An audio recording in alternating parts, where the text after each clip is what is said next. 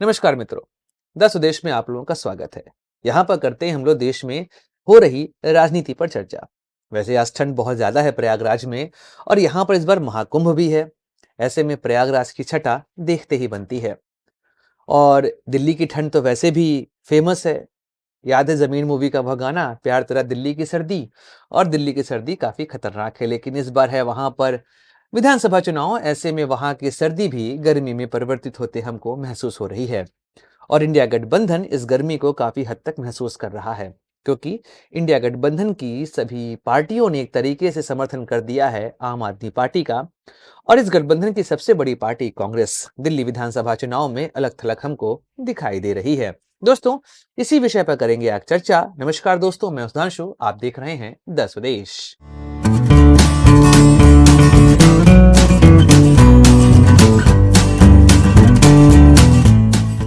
दोस्तों, दिल्ली में विधानसभा चुनाव की जब घोषणा हुई तब यह एहसास हुआ कि अगर आम आदमी पार्टी और कांग्रेस एक तरफ होते तो शायद इसका प्रभाव हमको इस चुनाव में देखने को मिलता। अभी चूंकि चुनाव त्रिकोणीय है और 2013 को छोड़ दिया जाए तो 2015-2020 यह दोनों चुनाव एक तरीके से आम आदमी पार्टी और भाजपा के बीच ही हो रहे थे। लेकिन इस बार जिस तरीके से कांग्रेस यहां पर पार्टिसिपेट कर रही है, उससे यह चुनाव त्रिकोणीय होते हमको यहां पर दिखाई दे रहे हैं। कई लोग ऐसा मान रहे हैं कुछ सीटों पर कांग्रेस का प्रदर्शन बहुत अच्छा हो सकता है, खासकर दो सीटों पर जहां पर कांग्रेस ने अपने सबसे अच्छे प्रत्याशी उतारे हैं। एक है आतिशी माइला के खिलाफ कालकाजी में, वहां पर उतरी है अलका लांबा।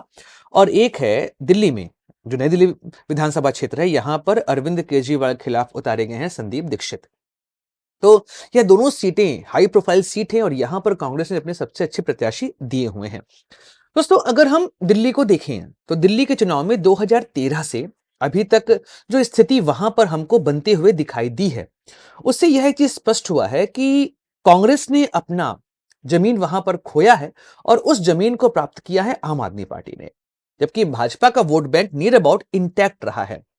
अगर आप 1993 से दिल्ली के चुनाव को अभी तक देखें तो एक बात स्पष्ट है कि अगर वहां पर तीन पार्टी होगी तो भाजपा का प्रदर्शन बहुत शानदार होगा। आप अगर 1993 का दौर देखिए, जब दिल्ली में चुनाव हुए थे, उस दौरान जनता दल और बसपा ने बहुत अच्छा प्रदर्शन किया था और भाजपा ने वहां पर अपनी सरकार बनाई थी। लेकिन 1998 आते आते दिल्ली में एक बात हमको दिखाई दी कि यहां पर धीमे धीमे जो चुनाव है वह द्विध्रुवी हो चुके थे कांग्रेस और भाजपा के बीच में। तो आप देखेंगे 98, फिर 2003, 2008, इन तीनों चुनाव में भाजपा बहुत पीछे रह गई थी। वहीं पर 2013 में फिर से चुनाव जो होते हैं बहुकोणीय हो जाते हैं और इस वजह से भाजपा ने फिर से अच्छा प्रदर्शन किया और उम्मीद लग रही थी कि वह सरकार बना लेंगे, लेकिन वहां पर सरकार नहीं बना पाए। लेकिन इस बार चुनाव फिर से हमको त्रिकोणीय होते दिखाई दे रहे हैं। कांग्रेस जिस तरीके से यहां पर आई है वह साफ दिख रहा है कि इस चुनाव को वह इंटरेस्टिंग बना दिए हैं। ऐसे में इंडिया गठबंधन, क्योंकि इंडिया गठबंधन में पिछले कुछ दिनों में बहुत कुछ हुआ है। पहले समझते हैं आम आदमी पार्टी और कांग्रेस के बीच में इंडिया गठबंधन में हुआ क्या क्या। 2023 में जब नीतीश कुमार ने इंडिया गठबंधन का निर्माण किया भाजपा के खिलाफ, तो कांग्रेस उसकी मेन पार्टी थी और कांग्रेस ने दिल्ली में खासकर आम आदमी पार्टी को अब इस गठबंधन में शामिल करने को लेकर बहुत खिलाफत करी थी। लेकिन समय के साथ यह दिखाई दिया कि आम आदमी पार्टी और कांग्रेस अगर दिल्ली में साथ आएंगे लोकसभा चुनाव के लिए, उसका प्रभाव पड़ेगा लोकसभा के रिजल्ट में। इस बात को लेकर अरविंद केजरीवाल और राहुल गांधी के बीच में मीटिंग होती है। तब यह दोनों निर्णय लेते हैं कि हमें आना चाहिए साथ, और तब दिल्ली लोकसभा चुनाव में दोनों पार्टियों ने किया गठबंधन।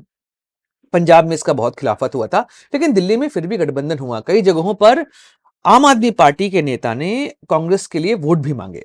तो यह एक अलग तरह का यहां पर आपको चुनाव देखने को मिलेगा। मतलब जो राजनीति हो रही है यह बहुत अलग राजनीति थी।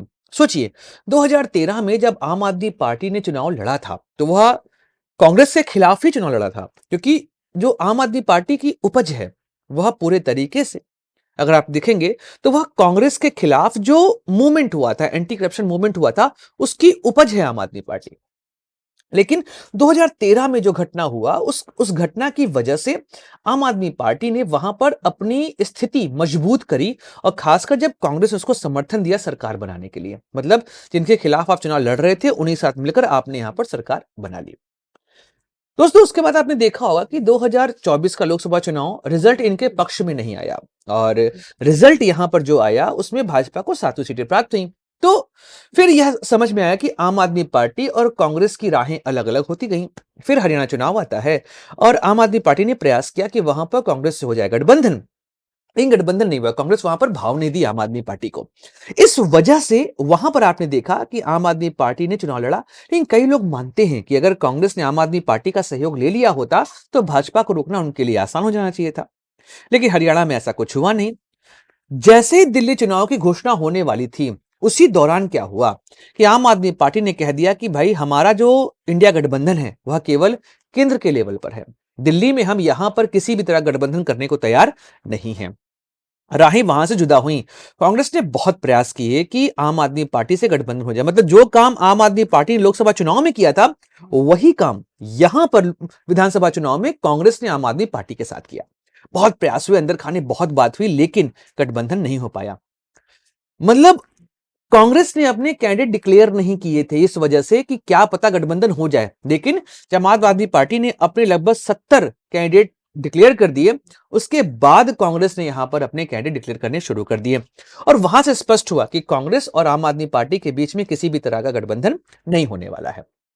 अब इंडिया गठबंधन दिल्ली में काम नहीं कर रहा है, तो ऐसे में इंडिया गठबंधन के साथी क्या करेंगे?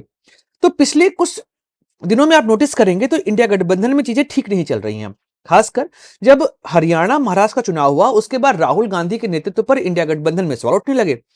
ममता बनर्जी ने सबसे पहले इसकी खिलाफत करी और उन्होंने कहा कि इंडिया गठबंधन मुझे लीड करना चाहिए। और उस समय शरद पवार और उद्धव ठाकरे, लालू प्रसाद यादव, इन लोगों ने खुलकर ममता दीदी का सपोर्ट कर दिया।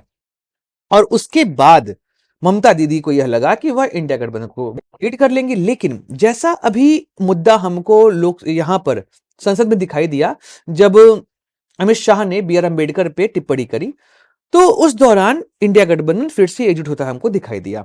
लेकिन एक बार जब दरार पड़ती तो उसका इफेक्ट हमको लंबे समय तक दिखाई देता है।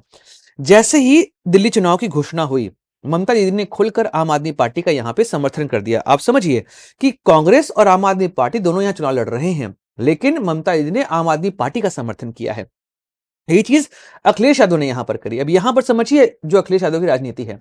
हरियाणा में प्रयास हुआ, गठबंधन नहीं हुआ। महाराष्ट्र में प्रयास हुआ, गठबंधन उस तरीके से नहीं हुआ। और ऊपर से जब उत्तर प्रदेश में उपचुनाव थे वहां पर भी गठबंधन नहीं हो पाया। कांग्रेस ने बस ऊपरी ऊपरी समर्थन जो है वह कर दिया था। तो ऐसे में दरार हमको साफ दिखाई दे रही थी। फिर से एक असर आपने लोकसभा में देखी, जब समाजवादी पार्टी के नेताओं की सीट को पीछे कर दिया गया, वहां से दरार हमको साफ दिखाई देनी शुरू हो गई थी। ऐसे में भी अखिलेश यादव ने खुलकर आम आदमी पार्टी का सपोर्ट कर दिया है दिल्ली विधानसभा चुनाव में। कांग्रेस के चुनाव लड़ने के बावजूद आम आदमी पार्टी को समर्थन कर रहे हैं इंडिया गठबंधन के अधिकतर साथी। यह साफ स्पष्ट है कि आम आदमी पार्टी इस समय दिल्ली में वह चेहरा है जो भाजपा को हरा सकती है।